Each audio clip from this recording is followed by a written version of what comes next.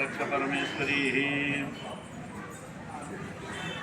ప్రసాదాలు అందరికి వచ్చాయా? ఏమన్నా తీసుకోండి.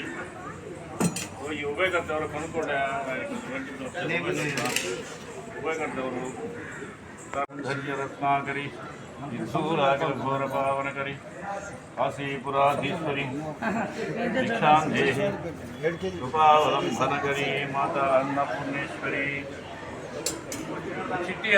సౌవర్ణాం మరధారిణీం మరుతూతాం ప్రణోత్రోజ్వలాం వందే పుస్తకపాసమంకుశరాం స్వఘోషుతాముజ్వలాం త్వాం గౌరీం త్రిపురాత్వరకళాం శ్రీచక్రసంచారిణీం మహాకాళి మహాలక్ష్మి మహాసరస్వతి స్వరూపిణి అయినటువంటి శ్రీ సింహపురి ఇరుకల పరమేశ్వరి మూలాపేట స్వర్ణాల చెరువు కట్ట మీద వెలిసినటువంటి గ్రామదేవత దేవస్థానమందు శరవన్నవరాత్రి మహోత్సవాలు ఈరోజు నుంచి ప్రారంభం చేయడం జరిగింది.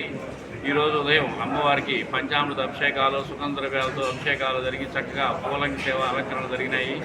బయట కలశ స్థాపన చేయడం జరిగింది. చైర్మన్ గారు, పరిపాలక బృందం అందరూ కూడా అర్చక పరిచారక పర్యవేక్షకులు, ఉత్సవ కమిటీ సభ్యులు ఇంకా ఎమ్మెల్యే గారి ఆధ్వర్యంలో చక్కగా శోభాయమానంగా విద్యుత్ అలంకరణ మరియు అన్ని మామిడి తోరణాలు అన్నీ కూడా చక్కగా పండగ సంతరించుకుంది. భక్తులు కూడా ఉదయం నుంచి వచ్చి ప్రదర్శనలు చేసుకుని వెళ్తున్నారు. ఈరోజు అమ్మవారికి ప్రత్యేకించి సాయంకాలం పల్లకి సేవ ఉంటుంది, పూలంగి సేవ ప్రతిరోజు ఉంటుంది, ప్రతిరోజు అభిషేకం ఉంటుంది. రాత్రికి సాయంకాలం లక్ష కుంకుమార్చన, సామూహిక లక్ష కుంకుమార్చన ఉంటుంది. ప్రతిరోజు అమ్మవారి రోజుకు ఒక అలంకరణ చేయడం జరుగుతుంది. ఈరోజు అలంకరణ శ్రీ రాజరాజేశ్వరి అమ్మవారు ఉభయకర్తలుగా శ్రీ పి విజయ్ కుమార్ రెడ్డి మరియు వరుణం గారు, శ్రీహర్ష, సంధ్య, సహస్ర వాళ్ళు ఈరోజు ఉభయకర్తలుగా వహించారు. ముఖ్యంగా ఈ 10 రోజులు 10 అవతారాలుగా అమ్మవారు రోజుకు ఒక అవతారంగా చేసి వైభవంగా, అత్యంత వైభవంగా పూజ జరగడం జరుగుతుంది. సామూహిక ఈ మాలలో వేసుకున్న మాలాధారణ భక్తులు కూడా వీళ్ళు కూడా ప్రతిరోజు భక్తి శ్రద్ధలతోటి ఉదయాన్నే లేచి ఉచ్చారణ అంతసారి గావించుకొని ప్రదర్శన నమస్కారాలు చేసుకొని ఇక్కడే ఉంటూ దేవస్థానం వచ్చిన భక్తులకి ఎంతో సహకరిస్తున్నారు. వారి సహకారం మనకెంతో కూడా మేలు చేస్తుంది. భక్తులు కూడా సహకరించాల్సిందిగా కోరుతున్నాము.